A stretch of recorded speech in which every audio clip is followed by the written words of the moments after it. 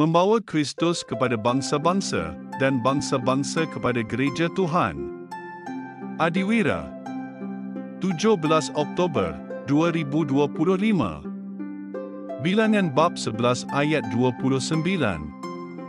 Tetapi kata Musa kepadanya, adakah kamu mencemburui hal itu demi aku? Kalau sahaja seluruh umat Tuhan menjadi nabi kerana Tuhan mengurniakan rohnya kepada mereka. Adiwira, siapakah pujaan kamu? Batman, Spider-Man, Wonder Woman atau Superman? Apakah yang menarik kita kepada golongan adiwira ini? Kuasa mutlak mereka atau kehidupan mereka yang sentiasa sebagai seorang pemenang?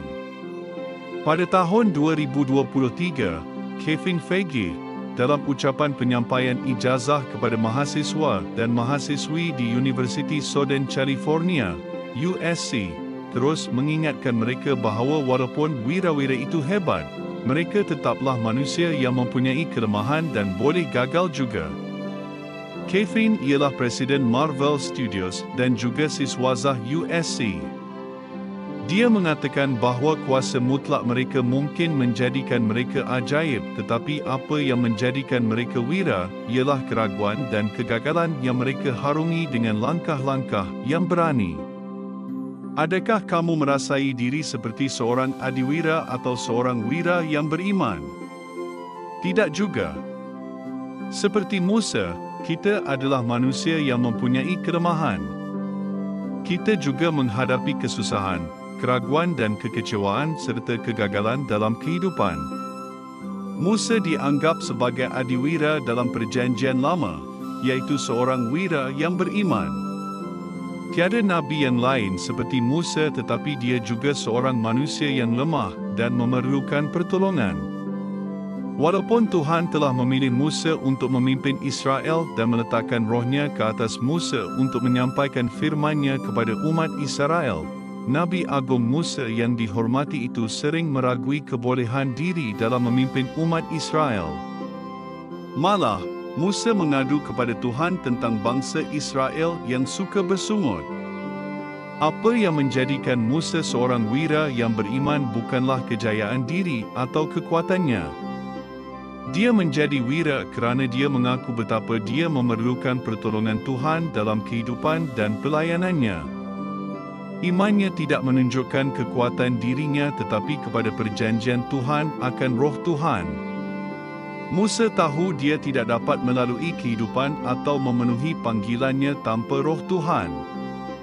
Musa juga mengakui bahawa dia tidak dapat melaksanakan tugas Tuhan seorang diri. Musa memerlukan bantuan dan sokongan orang lain yang diurapi oleh roh Tuhan juga. Di Amerika Utara, kita cenderung melalui kehidupan secara perseorangan dengan berkata, saya fikir saya boleh hadapi kehidupan persendirian. Saya tidak perlukan bantuan orang lain. Saya boleh berjaya seorang diri. Saya boleh menghadapi pergumulan dan maju dengan berani seorang diri. Akan tetapi, ini bukanlah kehidupan dalam kerajaan Tuhan. Apabila Musa berseru kepada Tuhan meminta pertolongan dalam tugasnya yang sukar memimpin umat Tuhan yang suka mengadu dan memberontak, Tuhan meletakkan rohnya yang sama kepada Musa ke atas 70 orang tua-tua supaya mereka boleh berdiri bersama Musa dan membantunya memimpin umat Israel yang memang keras kepala. Apabila 70 orang tua-tua ini selesai menjalankan tugas mereka, 2 orang lagi terus bernubuat di dalam perkemahan tersebut. Yosua cuba menasihati Musa supaya menghentikan perbuatan mereka. Sebaliknya, Musa menerima bantuan mereka dengan relanya. Musa berkata, kalau sahaja seluruh umat Tuhan menjadi nabi kerana Tuhan mengurniakan rohnya kepada mereka. Lebih ramai lagi, lebih baik lagi. Melalui pembaptisan dalam Kristus, Tuhan telah berjanji untuk memberikan Roh Kudus dan pelbagai karunia bukan hanya kepada sebahagian orang tetapi kepada semua umat-Nya supaya kita dapat saling membantu dalam pergumulan, jika kita meragui janji Tuhan dan dalam kekecewaan hidup. Kita tidak boleh menghadapi kehidupan seorang diri. Kita tidak perlu menghadapi bersendirian kerana Tuhan telah memberikan rohnya kepada kita untuk saling menghibur dengan Injil, dengan kabar baik, dengan pengampunan, kehidupan dan keselamatannya.